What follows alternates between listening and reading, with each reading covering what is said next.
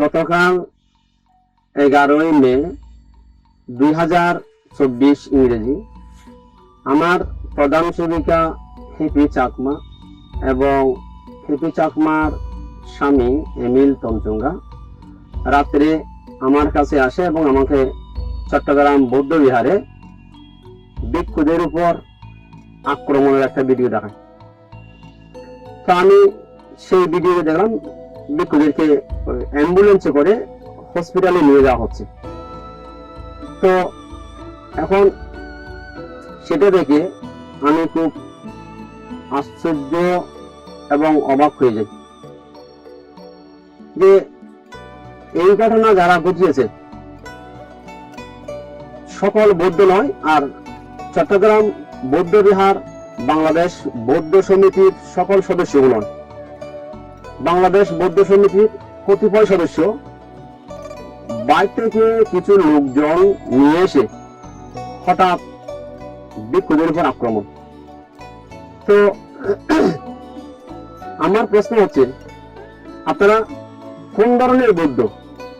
আপনারা কেমন বড়ুয়া যে ভিক্ষুদের উপর আপনারা আক্রমণ করছেন, ধর্মগুরুদের উপর আপনারা আক্রমণ করছেন? এগুলো তো বিজ্ঞ নিন্দিত, জ্ঞানী নিন্দিত। আপনারা তো অধার্মিক আর অজ্ঞানী মূর্খ পাপী ছাড়া আপনারা কিছু নয়। পাপী না হলে, অধার্মিক মূর্খ না হলে আপনারা এমন করে ধর্মগুরুর উপর হাত তুলেন কি করে, আক্রমণ করলেন কি করে? যা বলছে যে অনেকটা সন্ত্রাসী খাওয়া যায়, অতর্কিত আক্রমণ। তো বিহার দখল কেন? বিহারের ভিতরে ক্ষমতা প্রয়োগ কেন? মানুষ তো বিহারে আসে ধর্ম আচরণ করার জন্য, বিহারে শীল গ্রহণ করার জন্য, বিহারে ধর্ম শ্রবণ করার জন্য।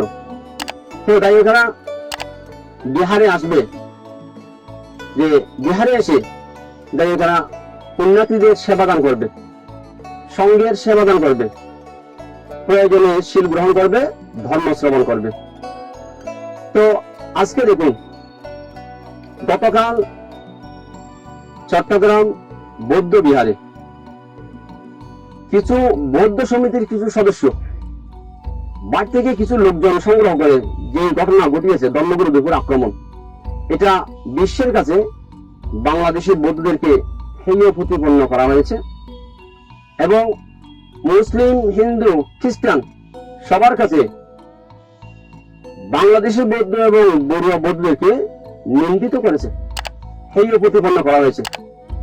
কারণ এটা করেছে বড়ুয়া বৌদ্ধরা, সবাই নয়, কিছু সংখ্যক কতিপয়। বৌদ্ধ সমিতির সবাই নয়, বৌদ্ধ সমিতির কয়েকজন সদস্য। কিন্তু এটা আমাদেরকে লজ্জিত করেছে বিশ্বের কাছে। এটা আজকে আমরা পুরো বৌদ্ধ জাতি আমরা লজ্জিত। তো দেখুন, সবচেয়ে আশ্চর্য, ধর্মগুরুর উপর তারা আক্রমণ করেছে। আমি চিন্তা করছি কিরকম বিকৃত মানসিকতা তাদের। বিকৃত মানসিকতা না হলে কেউ কি ধর্মগুরু হয়ে আক্রমণ করে? এবং দেখুন, কালকে যে ঘটনা ঘটেছে সেটা গৌতম বুদ্ধের যে ধর্ম, বিশ্বমৈত্রীর ধর্ম, শান্তির ধর্ম, ত্যাগের ধর্ম, সেটা কলঙ্কিত করেছে তারা। তো সেখানে একটা সৌভাগ্য বলবো না, সেখানে যেটা দেখা যাচ্ছে, অনেকটা সবার মুখে যা শোনা যাচ্ছে, কিছু কিছু ভিক্ষুরা সেখানে হাত তুলেছে, যেটা গৌতম বুদ্ধের যে মৈত্রী শান্তি সেটার উপর আঘাত করা হয়েছে। কারণ বৌদ্ধ ভিক্ষুরা অপরকে আক্রমণ করতে পারে না, সেটা আমাদের কাম্য নয়, সেটা নিঃসন্দেহে অনুচিত হয়েছে, সেটা নিঃসন্দেহে বুদ্ধের শান্তি গুণ, মৈত্রী গুণের পরিপন্থী কাজ হয়েছে। আমি সেটাকে সমর্থন করছি না। তো কিন্তু সবচেয়ে আশ্চর্যের বিষয়, এই যে বিহারে রাজনীতি, বিহারে ক্ষমতা প্রয়োগ, এটা কেমন যেন মনে হচ্ছে বড়ুয়া বৌদ্ধদের রক্তের সাথে মিশে গেছে। এটা যে বিহারে গিয়ে রাজনীতি করা, বিহারকে রাজনীতির প্ল্যাটফর্ম তৈরি করা, রাজনীতির প্ল্যাটফর্ম বানানো, এটা বড়ুয়া বৌদ্ধদের মধ্যে কেমন যেন একটা জন্মসূত্র থেকে এই যে বিকৃত একটা মানসিকতা, এটা রক্তের সাথে এটা মিক্স হয়ে গেছে। যার কারণে আজকে আমাদেরকে বৌদ্ধ ধর্মগুরুর উপর যে আক্রমণের ভিডিও, আক্রমণের ঘটনা আমাদের দেখতে হচ্ছে এবং শুনতে হচ্ছে, তো যেটা আমাদেরকে বিশ্বের কাছে লজ্জিত করেছে। তো আমি বলতে চাইছি যে আমার একটা পরামর্শ, আমার একটা অনুরোধ, বিশেষ করে ভিক্ষু সংঘের কাছে, বাংলাদেশ সংঘরাজ ভিক্ষু মহাসভা এবং ভিক্ষু সংঘের যতগুলো সংগঠন আছে বাংলাদেশে, ভিক্ষু সংঘের সমস্ত সংগঠনের প্রতি আমি অনুরোধ জানাচ্ছি। বিশেষ করে বাংলাদেশ সংঘরাজ ভিক্ষু মহাসভার বর্তমান মহাসচিব শ্রদ্ধেয় ডক্টর সংঘপ্রিয় মহাতেরো এবং বাংলাদেশ সংঘরাজ ভিক্ষু মহাসভার প্রাক্তন মহাসচিব আবুসু এস লোকজিৎ মহাতেরো, যিনি সানগাঁও সাক্ষ্যমণি সার্বজনীন বুদ্ধ বিহারে রয়েছেন, সেখানকার অধ্যক্ষ।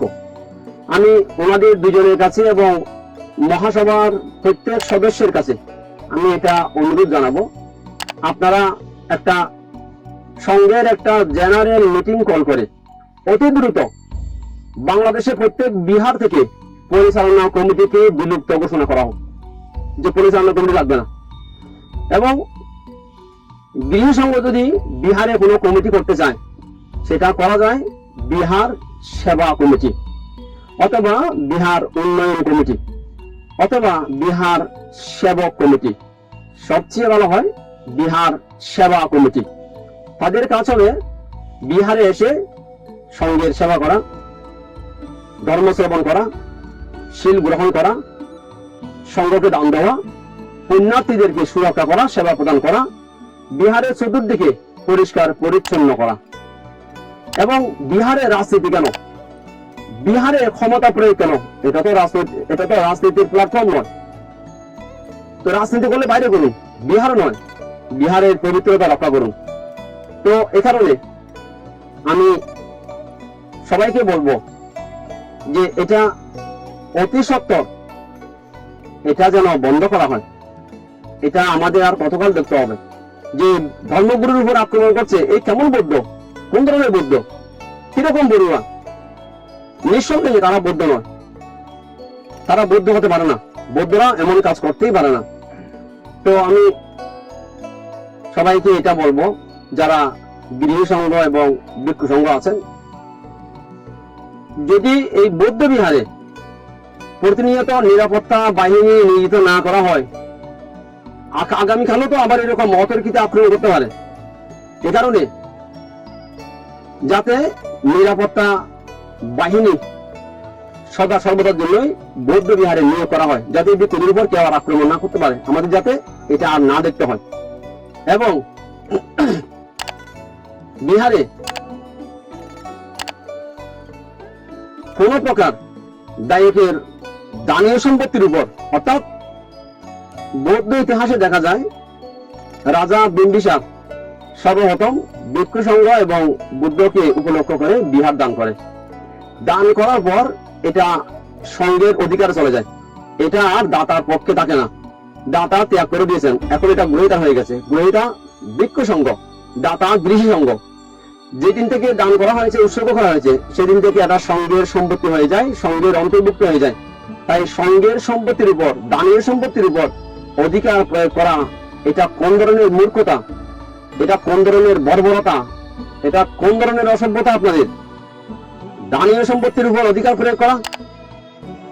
মূর্খ ছাড়া কোনো জ্ঞানী মানুষ, কোনো দার্মিক মানুষ, কোনো সৎ মানুষ এহেন কাজ করতে পারে না। এ কারণে বিহারের অল ইন অল থাকবে ভিক্ষু, বিহার সংঘের নিয়ন্ত্রণ অধীনে থাকবে। দায়ীরা সেখানে সেবা প্রদান করবে, বিহারকে সুরক্ষা করবে।